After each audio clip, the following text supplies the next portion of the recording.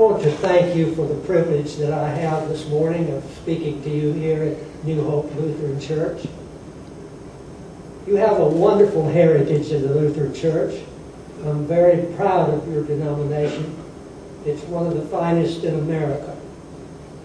Martin Luther, the great reformer, originator of the Protestant Reformation, was very much in the background of your church, is very much in the background of your church. And it's a privilege for me to be here this morning. Now, I want to say that Terry has blown my cover. I put in the words that I sent to the church, I said, Terry and I are members of long-standing in the Benevolent Society.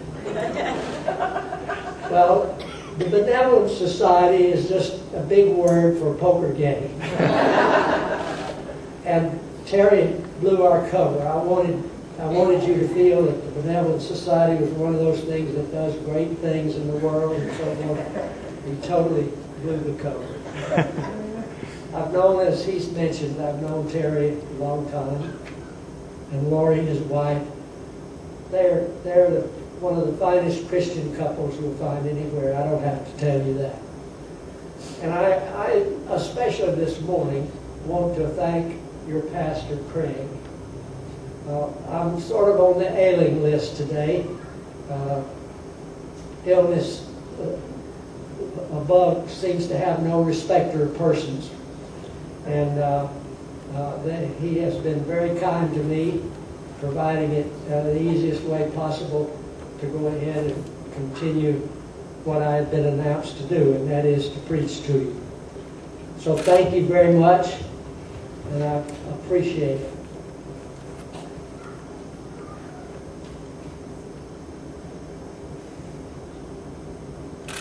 Bob and Joe were members of the local poker club. Every Friday night, they met for a poker game in the neighborhood. Usually, the poker game was over about midnight. But on this particular occasion, they got carried away with the game, and it didn't shut down till 4 o'clock in the morning. Can you imagine wives thinking where their husband was and so forth and so on, and what all happened at home when all these men snuck back in home at 4 in the morning? The next day, Bob and Joe met one another at the local restaurant downtown, and Bob said to Joe, "How did your wife take it that you came in so late last night?" And he said, "Well, she was really angry. But we talked it out. Things are okay now." I said, "By the way, Bob, how did your wife take it?" Bob said, "Man, my wife got hysterical." And Joe said, "You mean hysterical, don't you?" "No," he said, "I mean historical. She brought up things that happened 30 years ago."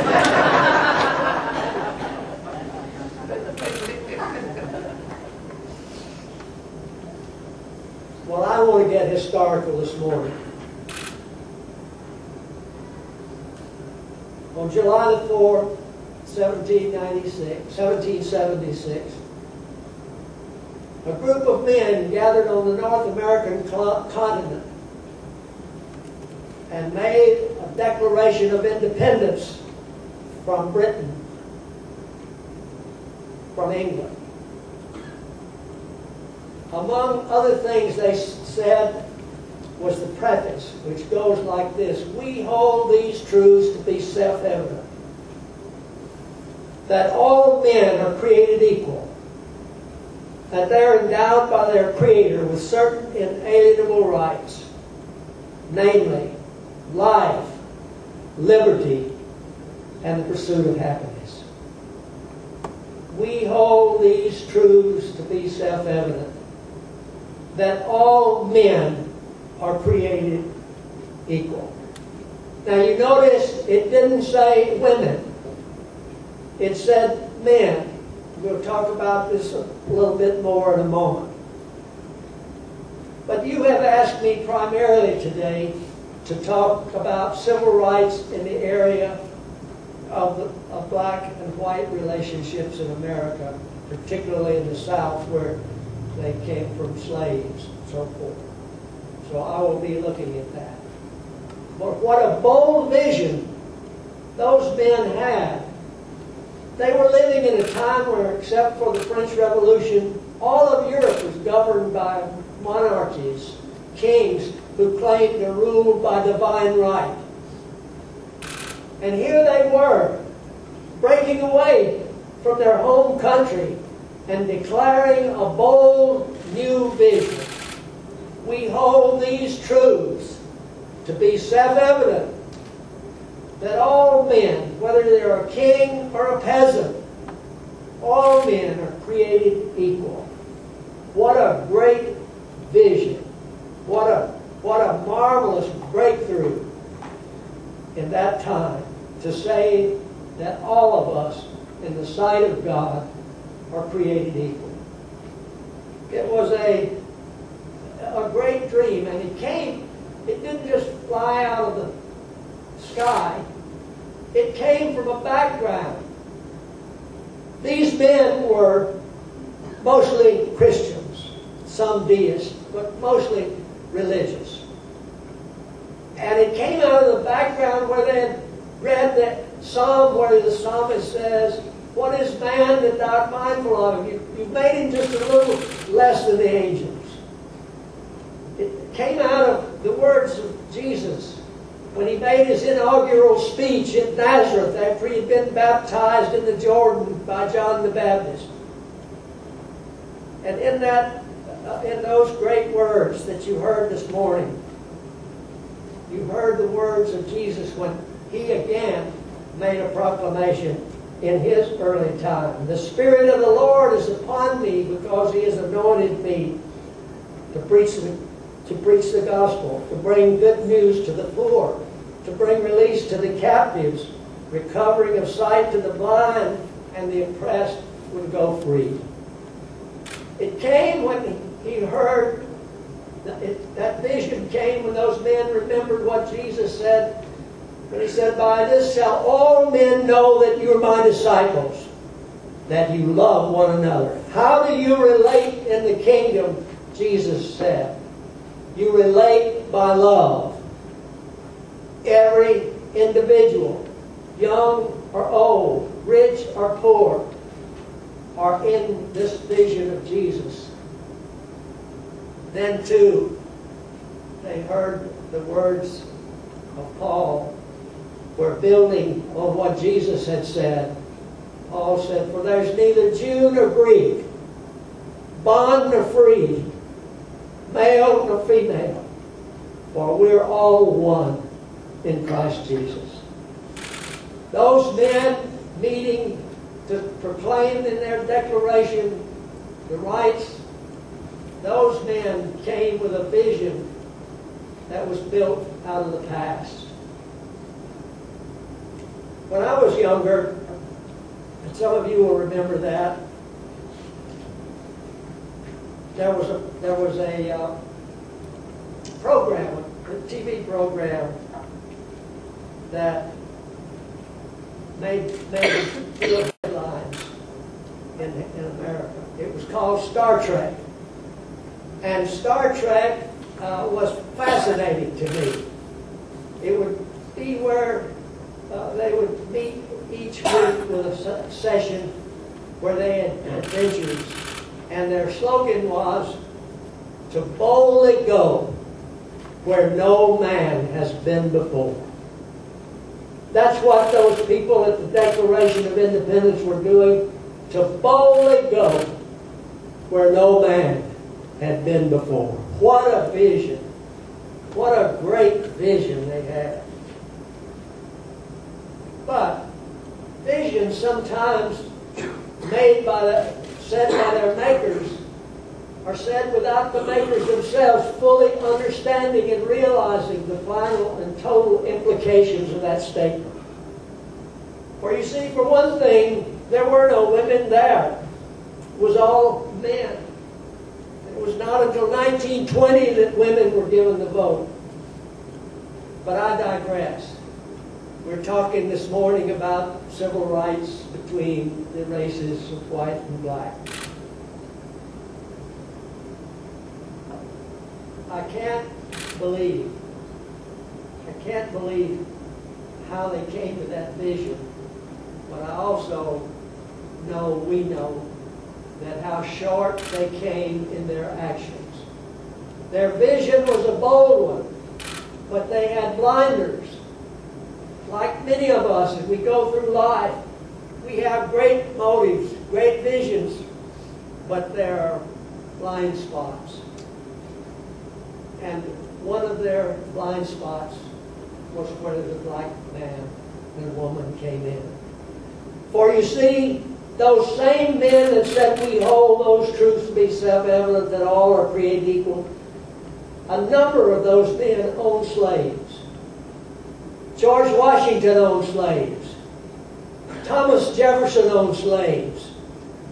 And 10 other of our early presidents owned slaves. A recent book that just came out tells of a slave named Paul Jennings who was owned by President James Madison and lived in the White House and became one of the chief servants in the White House. They had a bold vision, but it was limited in scope. They didn't fully understand that vision. And it took a civil war. It took a civil war, one of the bloodiest wars in the history of mankind.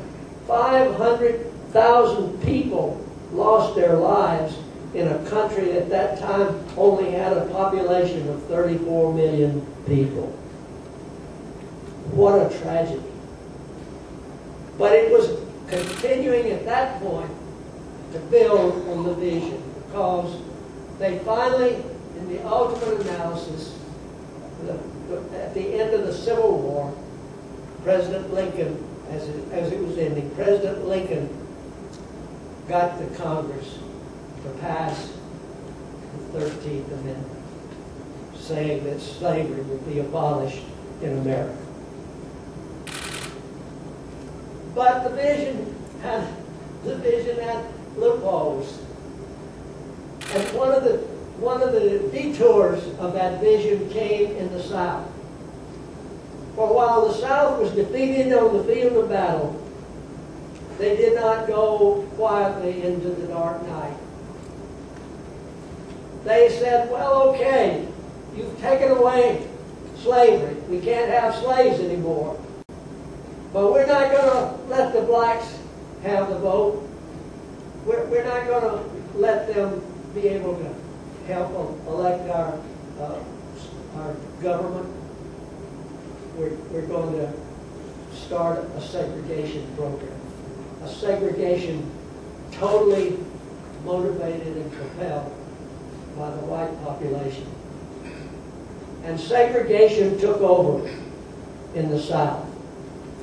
And for 100 years after the Civil War, not a black in the South could vote. What a tragedy.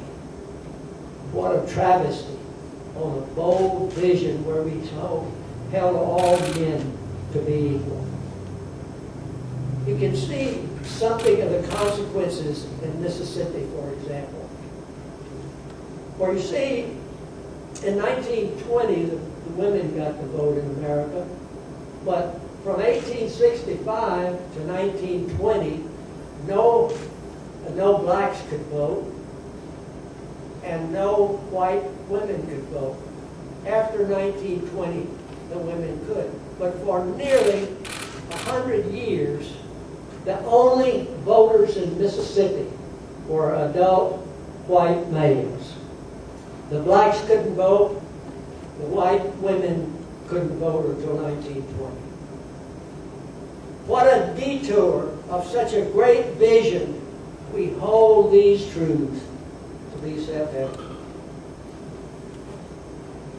I've been asked to talk about this hindrance to the progress of all men being equal because of my own experiences in the South.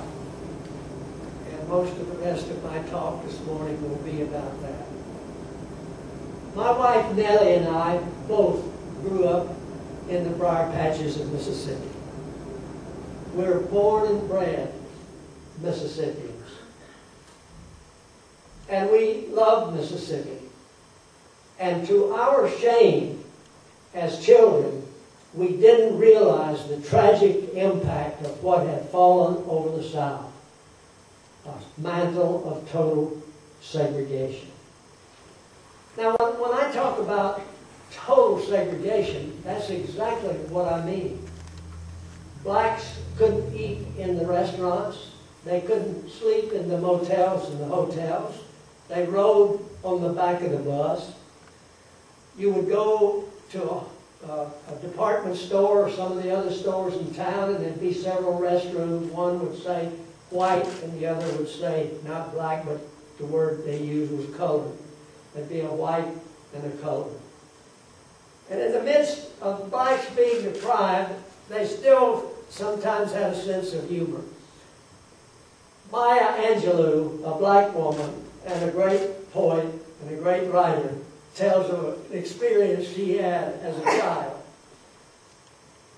She, along with other of the black children, would go into J.C. Penney's and see those signs there colored and white on the drinking fountains. And they began to conjecture, my, that white water must really be something. And so Maya Angelou said one day, when nobody was around in that part of the store where the drinking fountain were, she snuck over and got a drink out of the white fountain. She said it was the most disappointing day of her life. It tasted just like that black water tasted. But there it was. It was a tragic, and many times it were good people caught up in this tragedy. And it grew very strong. And as people in the rest of the country attempted to criticize it and do something about it, it became more entrenched. And in Mississippi, a large organization called the White Citizens Councils grew up. The White Citizens Councils were simply another name for an upscale Ku Klux Klan. They didn't wear the robes. They oftentimes were prominent businessmen in the community and other civic leaders. But they had an agenda. And their agenda was to keep segregation forever. They elected their own governor, Ross Barnett, who was a White Citizens Council member. And Ross Barnett's battle cry was segregation yesterday, segregation today, segregation forever. Ross Barnett had a strong sway over the state. In his regime, they appointed a Mississippi Sovereignty Commission, expenses paid by taxes. And their sole purpose, avowed, written, was to promote segregation and protect the Southern way of life. And they did a good job. They intimidated people right and left. Any white person who would dare to suggest that integration might be a better situation found themselves in trouble. If they were a merchant, they were boycotted. If they were a professional person like an attorney, they might very well lose their place in the firm. Dr. James Silver, one of the great historians in the South, wrote a book during those days called Mississippi, the Closed Society. You can still buy it at bookstores and on Amazon. it's worth your reading.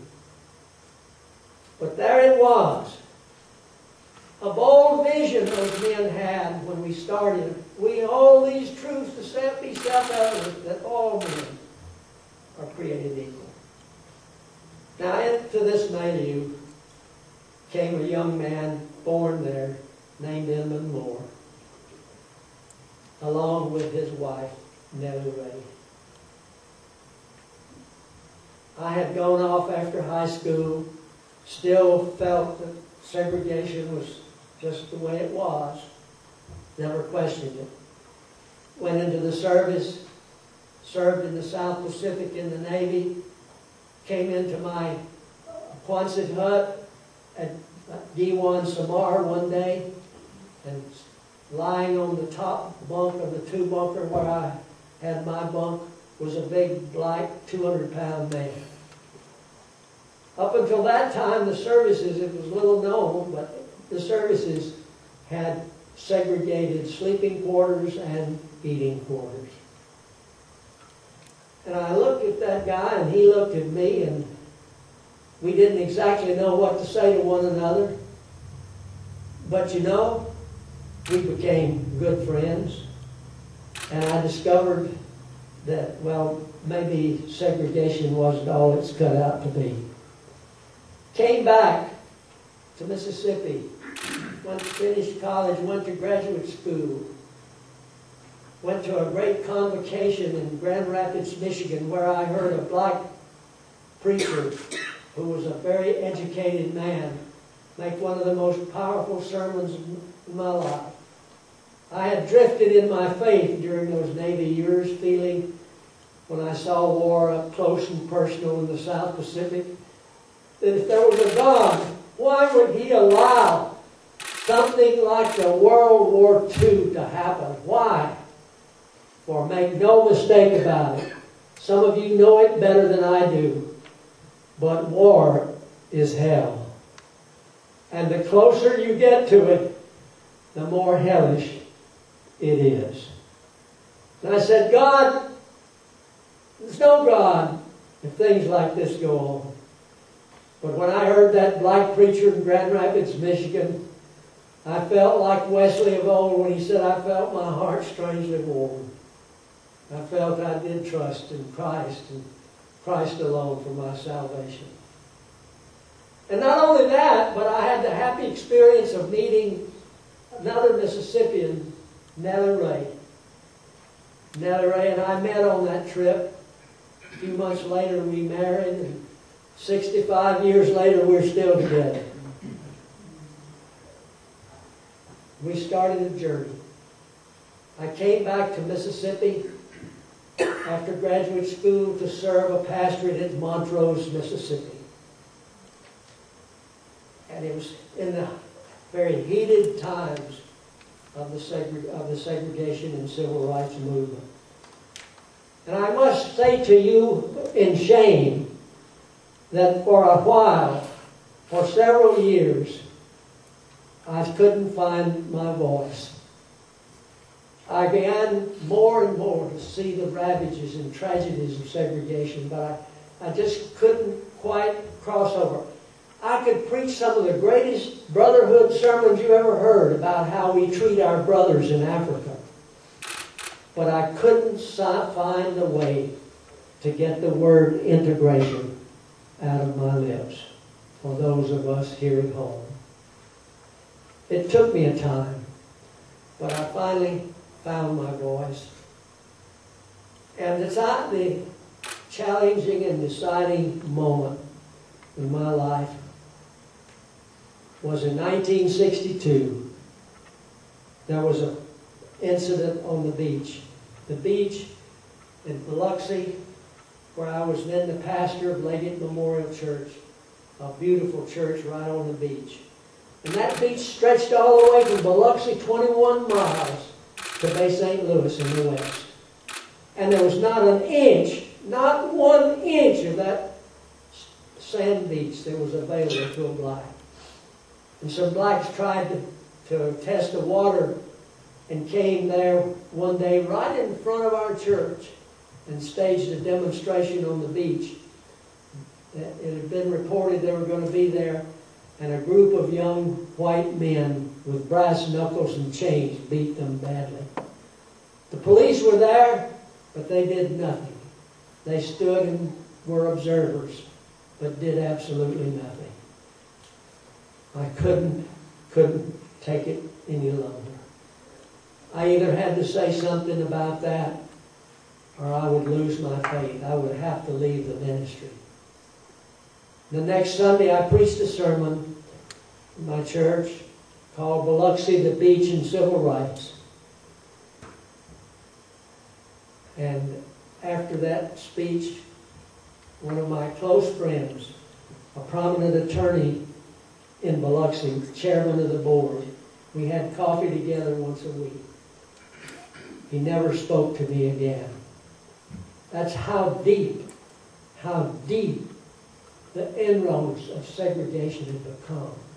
If you even questioned it, you were violating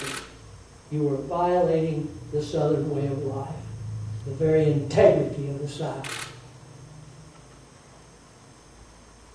But it started me on the path. I was a founding member of the Mississippi Council on Human Relations.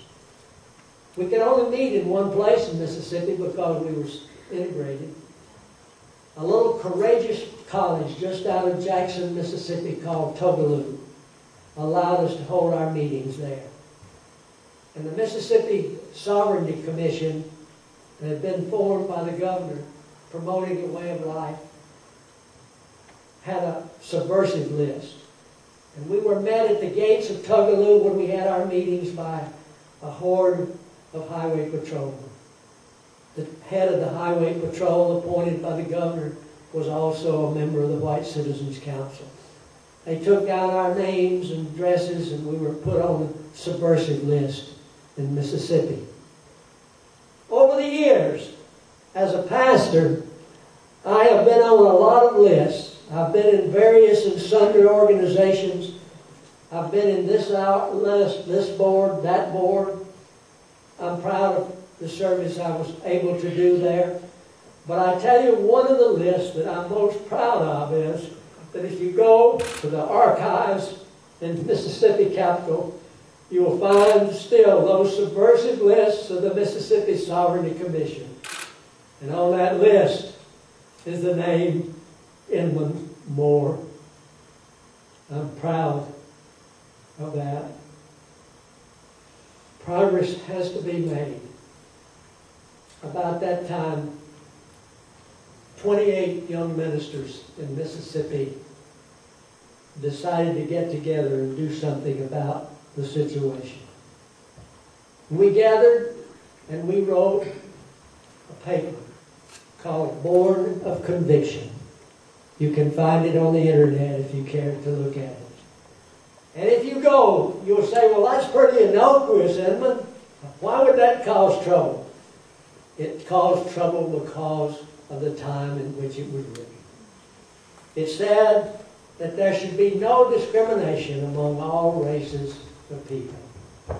It said that we were not communists because the White Citizens Council labeled anyone who raised their head against segregation, called them a communist. We were violently opposed to communism.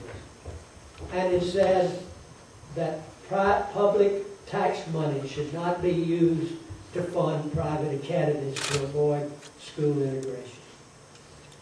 Well, it hit like a riptide in Mississippi. All hell broke loose. All the papers, the Associated Press, got our article out of the Mississippi Methodist Advocate, and it made front pages on newspapers all over America. We got letters from everywhere.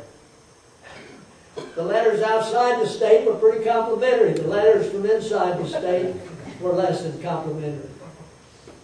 One of my close relatives, a man high up in the State Board of Education in Mississippi, ardent segregationist, wrote to me and said, Inman, you should be ashamed of yourself. You have forever and eternally besmirched the good name of Moore. I had some that made it more cryptic and precise too. You also got phone calls. Kind of catches your attention when someone calls at midnight and says, "Reverend, you still alive?" "Yes." "Well, Reverend, I hope you're going to be alive at 8 o'clock in the morning." That does tempt to attract your attention for a moment or two. It was a tough time, and you cannot understand it unless you understand the full scope of what had gone on and what had been built there. That this was one of the leading Southern Baptist ministers, pastor of the big First Baptist Church in Dallas, Texas, wrote a pamphlet circulated widely all over the South called "God, the Original Segregationist." Well, what happened to the 28? They all got, a lot of things happened to them. One of them, Jerry Trigg, had a contract put out on him by the Ku Klux Klan.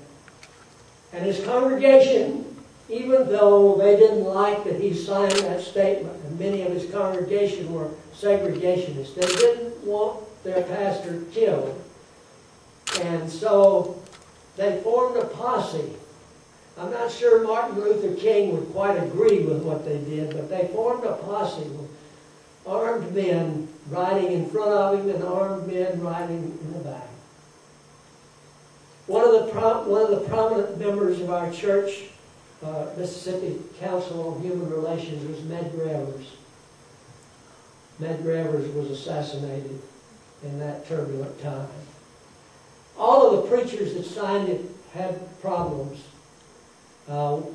Several had crosses burned on their lawn. Others had great physical damage to their cars and their property. And a number of the churches where they were pastored met them the following Sunday after the article appeared nationally and wouldn't let their pastor into the church. They said, "You may think you're our pastor, but we no longer accept you." Ed McCrae, who is still alive and here in Mississippi, was one of the group. Ed had many, many, many threats on his life. And so it went. It was a turbulent time.